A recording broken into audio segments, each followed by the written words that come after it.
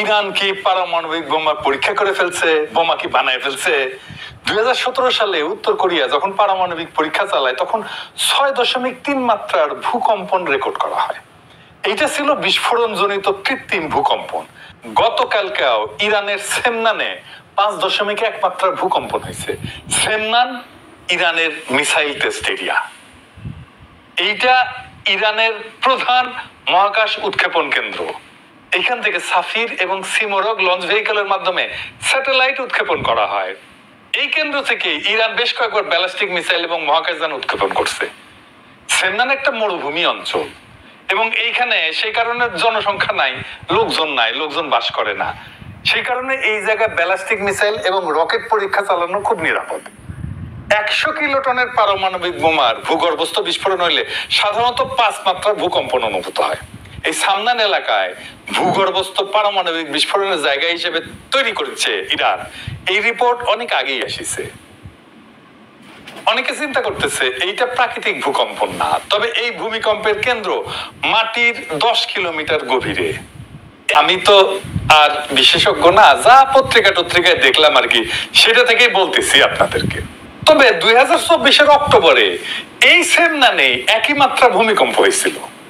সেটা ছিল আরো গভীরে, 12 কিলোমিটার গভীরে। আর ইউরো নিউজ তৈরি করেছিল যে এইটা সম্ভবত ভূগর্ভস্থ পারমাণবিক বোমার বিস্ফোরণ। ইউরো নিউজ কিন্তু ইউরোপিয়ান ইউনিয়নের, এটা খুবই নাম করা, বিখ্যাত, রেসপেক্টেড একটা নিউজ এজেন্সি।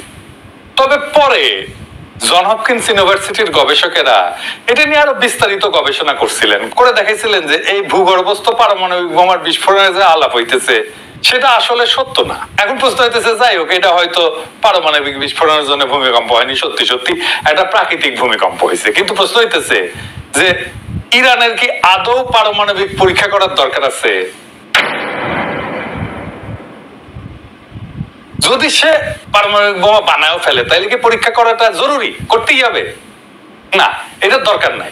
সবচেয়ে বড় কথা হচ্ছে, যেহেতু রাশিয়ার সাথে একটা চুক্তি আছে, তাই কোনো টেস্ট না করলেও চলবে তার।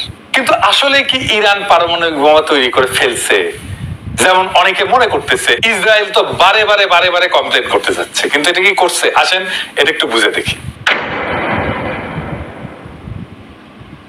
আজ থেকে 1 সপ্তাহ আগে ইসরায়েলের মিডিয়া রিপোর্ট করতেছে ইরান পারমাণবিক বোমা বানানোর আগে যে ক্রিটিক্যাল টেস্ট গুলো করতে হয় তা সফলভাবে করে ফেলছে। এই টেস্ট গুলো করে ফেলতে পারলে পারমাণবিক বোমা বানায় ফেলা 1 সপ্তাহের কাজ। শুধু ইসরায়েল না, বিবিসিও রিপোর্ট করছিল মাত্র 3 দিন আগে যে মাসখানেক লাগতে পারে ইরাকের একটা পারমাণবিক বোমা তৈরি করতে।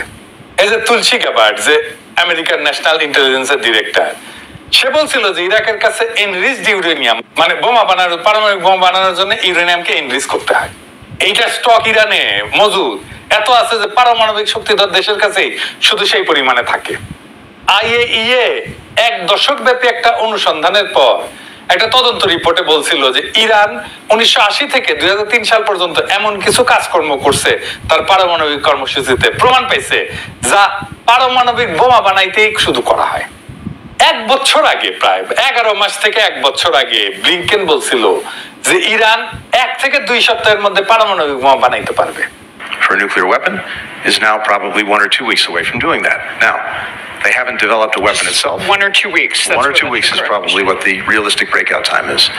তার মানে ইরানের পারমাণবিক বোমা বানাইতে পারার সক্ষমতার বিষয়টা এটা দীর্ঘদিন থেকে আলাপের মধ্যে আছে, এবং এই আলাপটা এরকম যে তার 1 সপ্তাহ থেকে 1 মাসের মধ্যে সে বানায় ফেলতে পারে। সেটা আজকের আলাপ না, অনেকদিন আগে থেকে আলাপটা চলতেছে। শুধু বিবিসি না, CNN একই রিপোর্ট করছে। 2023 সালে আন্তর্জাতিক পরমাণু সংস্থা, এটা যেটা বললাম IAEA, হঠাৎ করে জানাই দিল যে ইরানের পরমাণু স্থাপনায় 83.7% মাত্রার সমৃদ্ধ ইউরেনিয়ামের চিহ্ন পাওয়া গেছে। ওরা দেখছে। শুনতে নিরীহ লাগলেও এটাই সেই মাত্রা যেটাকে একেবারে বোমার দোরগোড়ায় পৌঁছে যাওয়া বলা হয়। আর ওইদিকে 60% মাত্রা সমৃদ্ধ ইউরেনিয়ামের মজুদ তখন ছিল 128.3 কিলোগ্রাম। প্রচুর। ইতিহাসে প্রথমবার এই পরিমাণ। এখানে শেষ না, পরের বছর আমেরিকা সরাসরি বলেই দিল যে ইরানের ব্রেকআউট টাইম, মানে বোমা বানানোর জন্য যতটুকু সময় লাগে, সেটা কমে এখন মাত্র 1 থেকে 2 সপ্তাহ হয়েছে। 1 থেকে 2 সপ্তাহ ভাই যেন বাজার থেকে সবজি কিনে না ঝোল রাতার সময়। আইএই এর একটা সদ্য রিপোর্ট বলছে যে 60% মাত্রার সমৃদ্ধ ইউরেনিয়াম এখন ইরানের কাছে আছে প্রায় 408 কিলোগ্রাম। হিসাব করে বলছে যদি এইটুকু ইউরেনিয়াম আরেকটু ঠেলে আরেকটু সমৃদ্ধ করে ফেলা যায় তাহলে এটা দিয়ে ইরান চাইলে একেবারে 9 থেকে 10টা বোমা বানায় ফেলতে পারে। মানে পুরা মধ্যপ্রাচ্যের রাজনীতির ঘড়িতে এখন এরা টাইমার সেট করা হয়েছে, ঘড়ির কাঁটা এখন টিক টিক করতেছে। তখন তেহরান ধীরে ধীরে বলতেছে বুম বুম বুম। এর মধ্যে একটা নিউজ আসছে যে ইরান একটা ইমপ্লোশন টেস্ট করে ফেলছে। কি সেটা? এটা একটু বুঝে দেখি। পরমাণু বোমার কার্যকারিতা যাচাইয়ের জন্য এটা একটা গুরুত্বপূর্ণ ধাপ। এর মাধ্যমে দেখা হয় বিস্ফোরক গুলা সঠিকভাবে একসাথে ফাটতেছে কিনা। অনেকগুলো বোমা একসাথে ফাটতে হয়, ফাটার পরে মাঝখানের কোর যেটা কেন্দ্র ওই জায়গায় চাপ পড়ে, তারপরে পারমাণবিক বিস্ফোরণ শুরু হয়। এই সবগুলো একসাথে ফাটতেছে কিনা এই টেস্টটা করাটা খুব ক্রিটিক্যাল কথা। এই টেস্টটা করা খুবই গুরুত্বপূর্ণ। অনেক সময় এটা সাব ক্রিটিক্যাল টেস্ট হিসেবে করা হয়, মানে এমন ভাবে করা হয় যেন চূড়ান্ত নিউক্লিয়ার বিস্ফোরণ না ঘটে কিন্তু সংকোচনের সফলতা যাচাই করা হয়। এটা মানে এটা কি বুঝে দেখি, বিস্ফোরণ হলে ছুটে যায় চারিদিকে, তাই না? এটা হচ্ছে এক্সপ্লোশন।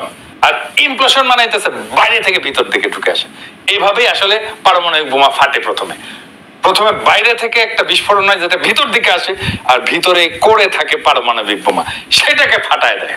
প্লুটোনিয়াম ভিত্তিক যে বোমা, এইটার জন্য ইমপ্লোশন টেস্টটা গুরুত্বপূর্ণ। এই ইমপ্লোশন টেস্টটা করে ফেলছে ইরান।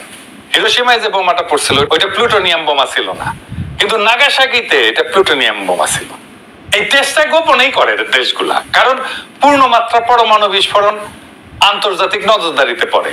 ইমপ্লোশন টেস্ট করতে পারলে বোঝা যায় একটা দেশ পরমাণু বোমা বানানোর চূড়ান্ত ধাপের কাছাকাছি চলে আসছে, এমনকি বোমা ফাটানো ছাড়াই। আর এই ইমপ্লোশন টেস্ট হইতেছে পরমাণু বোমার মেকানিজমের হৃৎপিণ্ডে ঢোকার শেষ রিহার্সেল। এটা যেন সেই মুহূর্ত যখন শেষবার একজন অস্ত্রের ট্রিগার চেক করে নেয়। ইরান, উত্তর কোরিয়া বা অন্য কোনো রাষ্ট্র যদি এটা সফলভাবে করে তাহলে ধরে নিতে হবে ঘড়ির কাঁটা এখন আর ঘোরে না, এখন বাজে। ইরানে ইসরায়েল আক্রমণ করলে সে তার পারমাণবিক বোমা বানানোর কর্মসূচিকে ত্বরান্বিত করবে, এটা অনুমান করছিল সকলেই।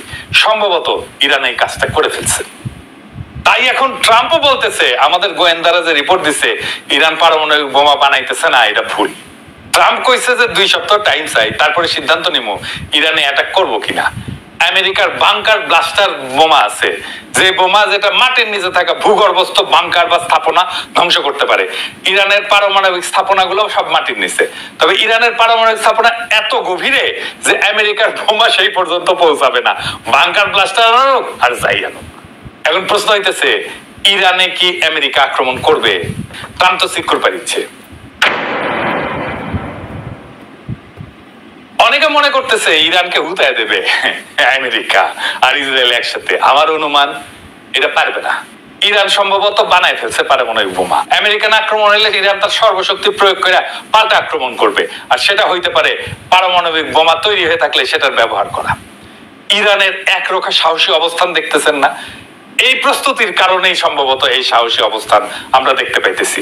আজকের প্রশ্নটা শুধু ইরানের না, এটা গোটা দুনিয়ার সব নির্যাতিত, শোষিত, অবরুদ্ধ জাতির। ইরান হয়তো পরমাণু বোমার শেষ পরীক্ষায় পৌঁছে গেছে বা হয়তো না, কিন্তু ইরান যা নিশ্চিতভাবে অর্জন করে ফেলছে তা হলো আত্মমর্যাদার পরমাণু স্তম্ভ। যে দুনিয়ায় গণতন্ত্র আর মানবাধিকার নামের শব্দগুলোকে অস্ত্র বানায় সাম্রাজ্যবাদের ট্যাঙ্কে চাপায় দেওয়া হয়, যেখানে ইরান দাঁড়ায় আছে অধিকার আর প্রতিরোধের এক বিকল্প ব্যাখ্যা হইয়া।